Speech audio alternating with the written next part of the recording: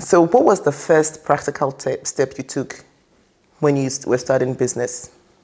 Just registration, registering the business it's really a tough one. Yeah. And the bureaucracy is one that has shown me shaggy. Shaggy bounce on. Were there moments where you were thinking, oof, this thing, I know it, I can't, I want to stop? There have been moments like that. I'm like, oh, this is too much. But then, on the second thought, something rings in my ear and tells me, that's why you're here, madam. Wow. So, being an entrepreneur, a business owner in Germany as a black woman, is it profitable? Is it worth it?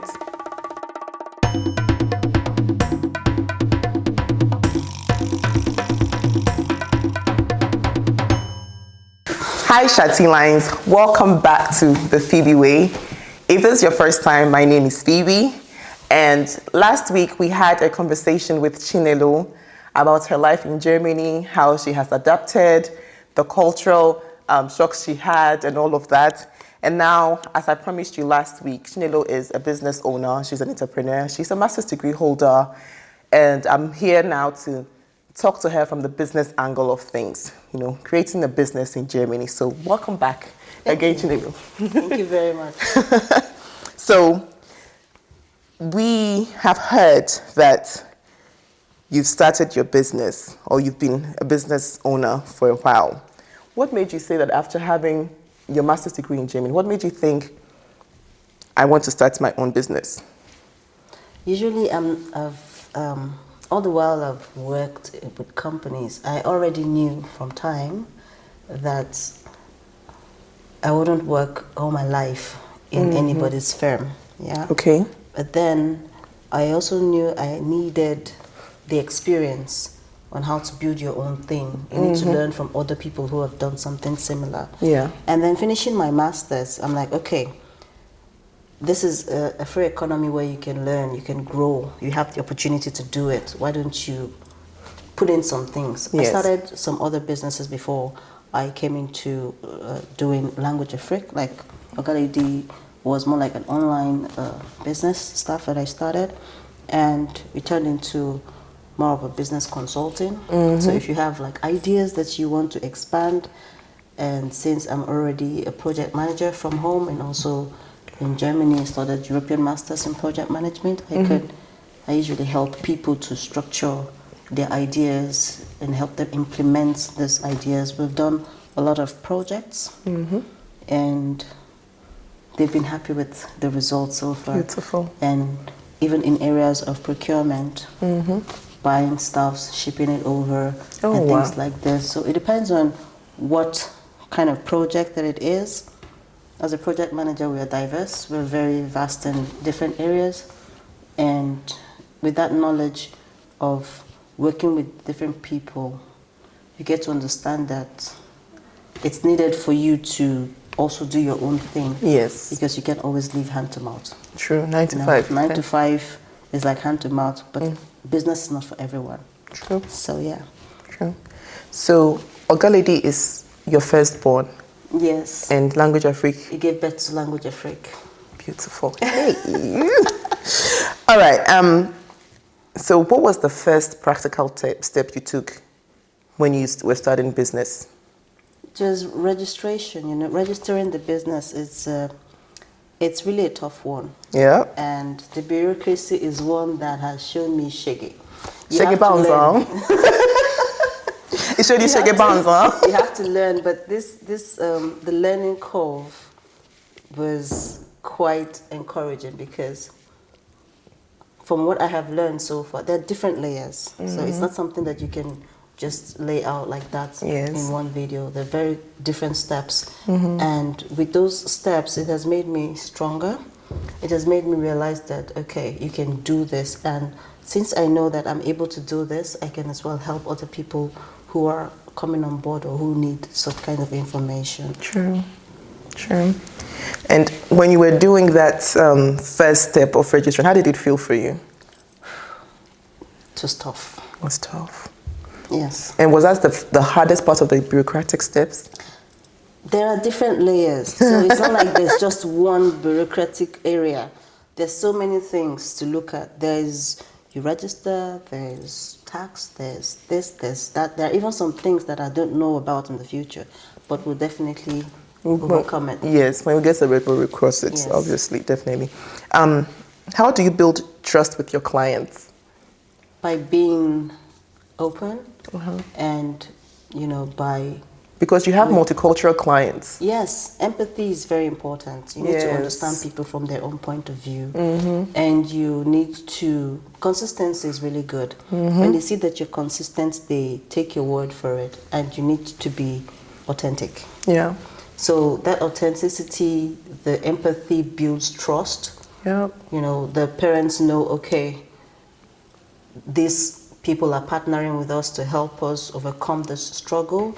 The children understand, or the young people who understand that, okay, we're here to learn, and they're not judging us because we're failing some courses, because we cover all courses. We also help those who are undergraduates as well, and even those doing their masters. We have like people who can explain some research to you or show you how to do some presentations and things like this. In the NACIO Fair program, the children from all grade levels, and not just only Germany, also from the UK, Nigeria, and different countries, we put them in their classes, and they're able to feel comfortable and confident. So it's not just teaching. That's where we got to understand that it's not just tutoring. It's not about tutoring. It's more about helping them build that confidence that they lack. Yeah. And the language, the identity crisis is what we are trying to build up. Because when someone has that confidence in themselves, no matter what you bring to them, they will surpass it. But when confidence is lacking, identity crisis in between, they tend to fight themselves. It's true. So they're not necessarily fighting their parents, because sometimes the parents don't understand what the children are going through. And because it's different. Growing up in Africa is not the same as growing up in Germany. It's not. It's not the same thing. So kids who come to Germany and kids who grew up here, were born here, different mentality. Yeah. So until you're able to understand and see that difference, that's where empathy comes in. You really don't know what to do. And that's why we train our teachers. We let them know from the first day, that your job is not just to teach. Yes. You're here to mentor them, you're here to encourage them, build them up, be their friends, and let them know, not just feel, let them know that they're in a positive environment where they can grow. True. And the change has been massive. We've had 90% success rate. Wow. Yeah, and we're really grateful. It's a journey. It's beautiful to hear. Yeah. Congratulations. You did that. You've worked hard for that. It's a team job. Yes. You have a great team. Yeah. That's really nice. So language Afrique team. Well really done. Doing well. So were there moments where you were thinking, oof, this thing, I know it. I can't. I want to stop. There have been moments like that. I'm like, oh, this is too much. But then, on the second thought, something rings in my ear and tells me, that's why you're here, madam. Wow. Yeah. Sometimes you don't really know why you're doing some things, but the courage comes from inside and not necessarily from outside. This is why knowing yourself is very important.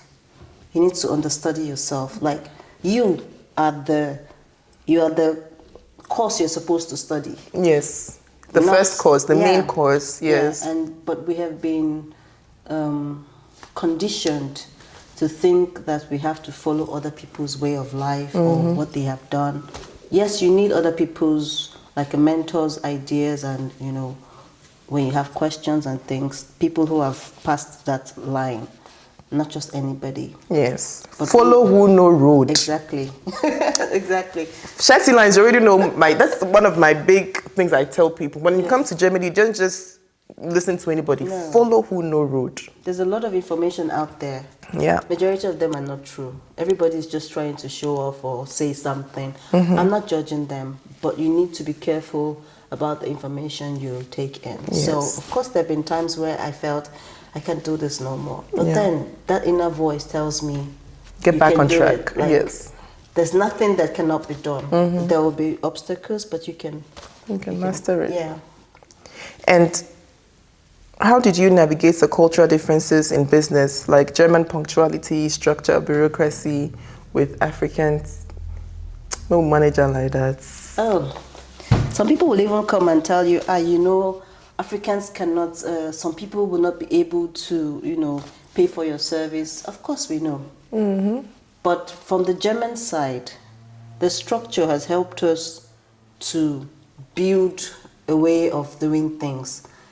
Consistency, openness, you know, we're building that brand, that trust in the product and services that we're offering. Yes. And from the African side, it's more like we have used the creativity of our brains to understand families. So we also have like combo courses. For example, if you're registering your child for Maths and Deutsch, or the Spanish and Deutsch, Maths, English, Deutsch, we can give you combo prices, like cost for the service.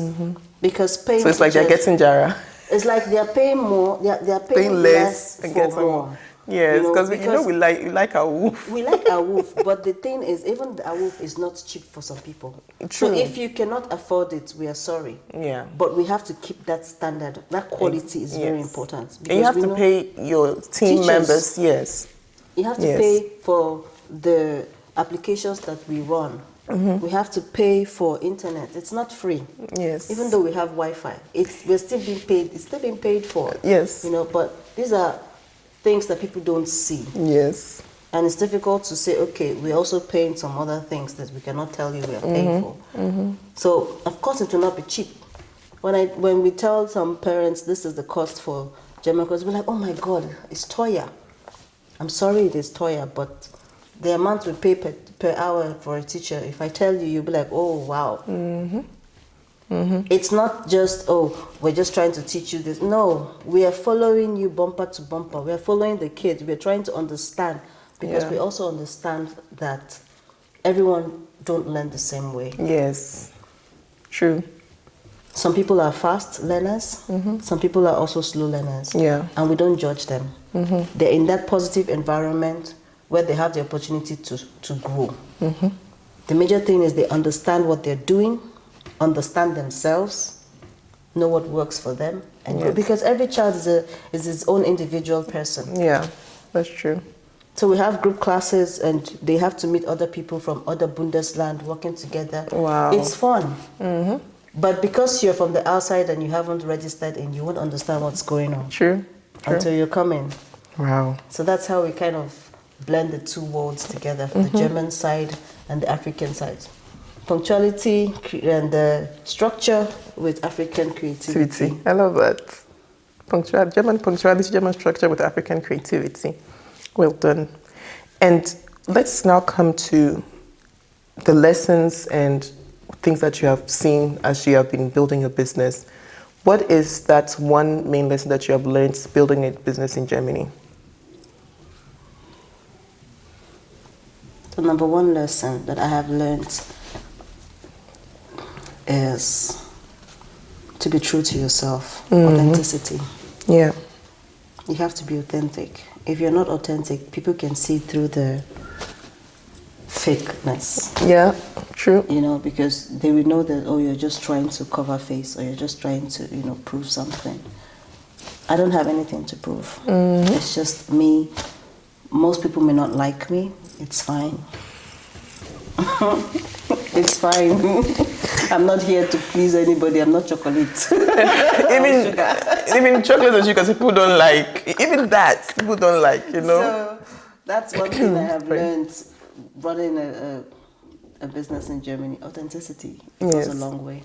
Yes. And what's one mistake that has taught you a big lesson?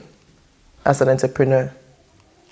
So speaking from the area of tutoring, yeah, the one mistake that we saw was we thought that just offering tutoring service was enough. We were wrong. It wasn't just about the tutoring. That's where we found out that that confidence was not there. And most of the children shared with their, teachers, their tutors, why they were, having this no interest of learning, because they become their friends, they're more relaxed to talk. And one difference that we have found is if you don't ask the children, they won't tell you anything, especially those who are born in Germany. They're like, their mentality is like Germans. They won't tell you nothing until you ask. So you have to keep asking. And when we found out that we were wrong on just offering tutoring service, that's where we brought in the mentorship program that you also participated in. Thank you for that. Yes. The Young CEO Master class to help them understand that, okay, it's not just about maths, English, Deutsch, Spanish, Latin, Italian, and all those other African languages that we want you to learn, but it's more about self-confidence, building that self-confidence to know who you are. And this is where mentorship comes in. Yes. So we added mentorship into it. That's why we tell our teachers, hey, you're here to mentor them, not just teach. So that was one mistake that actually turned out to be a positive side in the business. What do they call it? The babies, the Irish cream. Yes. In the tutoring. Yes. Well, they are children, so they wouldn't like me to say Irish cream. You know what I'm saying? Let's give this advice. That's je ne sais quoi. And the funny part is they don't even know they need it. Yeah. But it's something that we've seen over the years. So we're like, okay, it's not just tutoring. Yeah. So how long have you been doing Language Afrique now? For quite a while now, for say 2-3 years now. 2-3 years now. Wow. Kudos. Yeah. Kudos, because those are the first, the hard years. The first years are the hard years as well. Yeah. Okay. Now, has entrepreneurship changed you personally? It has made me who I am. It has made me more focused on things. So if I want to do this thing, I close every other thing and just do that thing. Concentrate, and concentrate on what I have to do. It has changed me as a person. It has made me more in tune with myself. It has made me understand that some people will be there for you, some will not be there for you. It has also told me or educated me that not everyone can afford my services or our services, and it's fine because we want to give the best. And we try as much as possible to meet people where we can, so it has changed a lot of things about me, and I'm grateful for the journey. Beautiful.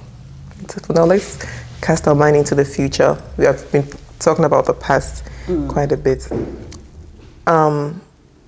What's next for your business or your businesses? I know you don't like talking about things you're not, and I'm also like that, but I just want to have a rough, so people know that you can dream big, So what is next for your business, for your bigger vision for language and cultural interchange, or for maybe Oga Lady for Language Afrique? Or is there going to be a third baby? What's the future? There's actually a third baby, but that won't be in this video. Okay. So, but the thing is, so far, God willing, we see, like, the vision is to be a global conglomerate offering services and products that people need and can afford, those who can afford it, and to, serve people at that point where they need it. Yes. We cannot serve everyone, definitely, but we know that in the future it's going to be massive. Great. I don't know what it's going to be, but it will be great. Whew, guys, that's been very inspiring for me, our conversations and time we've spent together in this studio. And it's really nice for me as a young Black African woman in Germany, knowing that I'm not alone in this business waka. I'm not alone in this entrepreneur thing. We're here. Yes. It's a community. And so, I know that the guys will feel left out, but shati lines, both male and female shati lines, Yes. okay? I will bring in men too, okay? But, Chinelo, before you go, what is that word of encouragement? But before that, so being an entrepreneur, a business owner in Germany as a black woman, is it profitable? Is it worth it? It is worth it. Anywhere you plant yourself, Yeah. it is worth it. Mm-hmm. Tell yourself you're there for a reason, and cut off all these negativities that would want to come Amen to to that. you. You know, it is worth it. At the end of the day, business is what pays. Mm-hmm. Business pays you more, but it's difficult. But once you have understood the different layers and obstacles that there are to overcome, every business that you see today started small. Yeah. So if you do not start anything, you have nothing. True. You just end up being 50 and nothing in your conto. All you have is rented. And even that too is taxed. Ask the older people, they will tell you. So for you to be on the safe side, start something. Yes. No matter what it is, but please make it legal. You know? Make it legal and try to stay on the side of the law. If you Yes. have any issues, you can register for a consultation, or definitely our legal practitioner is also here. She can give you all the information that you need. Yeah. And just know that it is worth it. Yeah. To own a business. It is. I can say it from my own end as well. I started with Selbstständigkeit, being self-employed, and then content creation forced me to start a business with the Phoebe Way. And now the Phoebe Way is growing different branches, and if it were to be a tree, we are growing, and it's fun. It's fun. And one thing I didn't love about being an entrepreneur is just having this time flexibility. Yeah. You know, look at us sitting here on the weekend. Well, all people are glammed up. enjoying themselves. But the thing is, do we enjoy fun. this? Yes. Yes. Oh. So, signing out, message, advice, what would you tell other people? You already done part of it, but the final one. If you want to build a business in Germany, what would be your advice to people who are going to start? Start. Mm-hmm. Just start. Start. Just do it. Yes. No matter how it comes, do something. Yes. If it means starting on TikTok, go ahead and do it. If you want to do content creation, start. Yes. It might be difficult from the beginning, but start. You know, there is no one size fit all. What works for me or for Phoebe may not work for you, but you need to find what works for you and do it. Yeah. But if you keep putting everything on the to-do list and you don't do anything, the to-do list will just be there looking at you. You have to implement. Yes. And this is one other aspect where you need people to push like Push an you. accountability partner. Yes. You need somebody to tell you, oh, you haven't done this stuff. To keep bringing it in your head. Yes. But sometimes we are our best accountability partner. Yes. You have to love yourself You enough need to love yourself. see things through. Yes. You need to love yourself enough to tell yourself the truth. And that's where authenticity also comes in. So please start. Start. S-T-A-R-T. It's the same in German. Starte, fang an, Yeah. begin. Yeah. Do it. And you will be scared. Do it scared. Do it scared. But you either you learn a lesson to do it better next time, or you succeed. Okay, Yeah. There's nothing for you to lose. Yeah. Thank you so much, Chinelo, for coming. Thank you, Phoebe, for the invite.